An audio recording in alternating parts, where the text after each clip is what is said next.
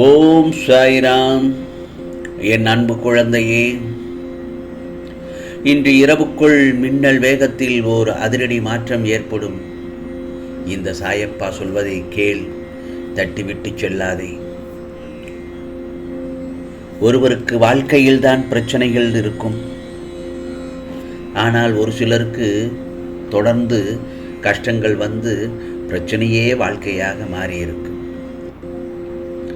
அது மாதிரியாகத்தான் தொடர்ந்து பிரச்சனையை வாழ்க்கையாக இருந்தால் நாம் மட்டும் அப்படி என்ன தப்பு செய்து விட்டோம், நமக்கு மட்டும் ஏன் இப்படியெல்லாம் நடக்குது என்று வாழ்க்கையை வெறுத்துவிட்டு என்னிடம் என்ன சாயப்பா இப்படி நடந்து கொண்டிருக்கிறது, இதுக்கு விடிவு காலமே இல்லையா என்று என்னிடம் கேட்பார்கள்.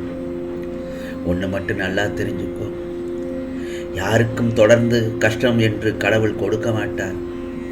அப்படியும் நமக்கு கஷ்டம் வருகிறதே என்றால் அதற்கு நிச்சயம் ஏதாவது ஒரு காரணம் இருக்கும். அது என்ன என்பதை நம்மால் கண்டுபிடிக்க முடியாததுதான். எவ்வளவு யோசித்தாலும் எந்த தவறும் செய்யாதது போலத்தான் இருக்கும்.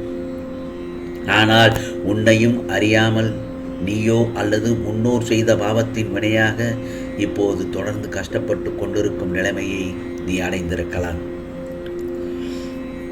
வாழ்க்கையில் இருக்கும் எவ்வளவு பெரிய தீர்க்க முடியாத கஷ்டங்களாக இருந்தாலும் அதை உடனடியாக தீர்த்து வைக்கும் சாயி என்று மனதார நம்பி ஓம் சாயி ஓம் சாயி என்று 9 முறை கூறி தினமும் விளக்கேற்று என் செல்லமே.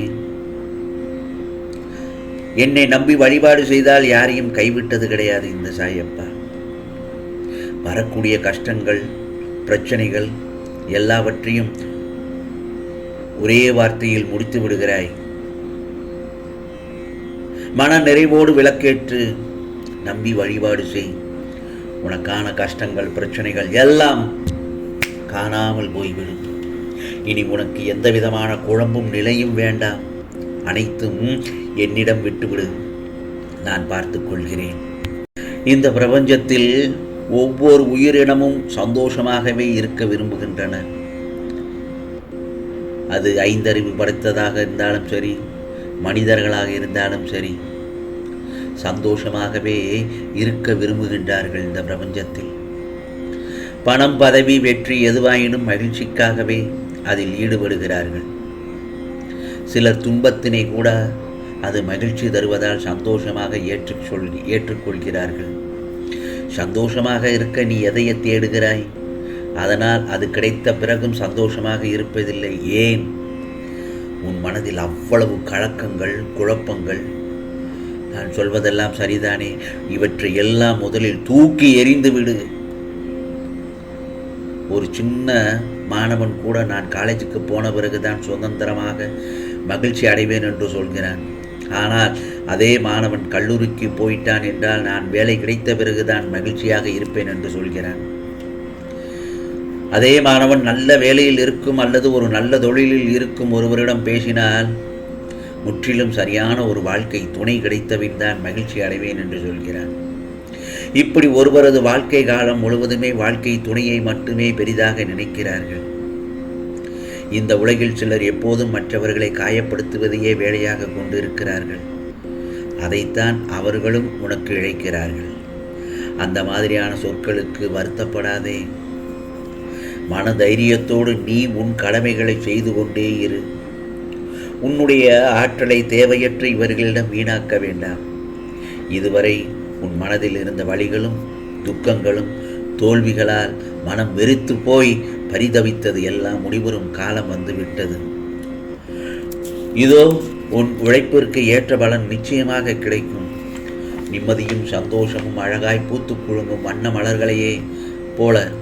ஆம் செல்லமே, இனி உன் வாழ்க்கை எல்லாம் வசந்த காலம்தான். இதோ உன்னை ஏளனமாக பார்த்து சிரித்தவர்கள் முன்னால் கொடியாய் நீ உயர்ந்து நிற்கப் போகிறாய். அந்த காலங்கள் வெகு தூரத்தில் இல்லை. இந்த உலகத்தில் எது மாறினாலும் நகன்றாலும் இந்த சாயப்பா உன்னை விட்டு ஒருபோதும் விலக மாட்டேன். உன்னில் எப்போதும் நான் இருப்பேன். நிச்சயம் நீ தடைகளை தகர்த்து எறிந்து வெற்றி அடைவாய். நான் அடைய வைப்பேன் என் செல்லமே. ஆகவே இந்த சாயப்பா சொல்வதெல்லாம் என்ன தெரியுமா? என் செல்லப்பிள்ளையின் கஷ்டகாலங்கள் எல்லாம் அனைத்தும் இன்றோடு முடியப் போகின்றது. நான் உன்னோடு வந்துவிட்டேன் அல்லவா? உனது துன்பங்கள் யாவும் சுகங்களாக மாறும். அதை நான் மாற்றி அமைப்பேன். நிச்சயமாக வாழ்க்கையில் நம்மை விட சிலர் சிறப்பாக வாழலாம்.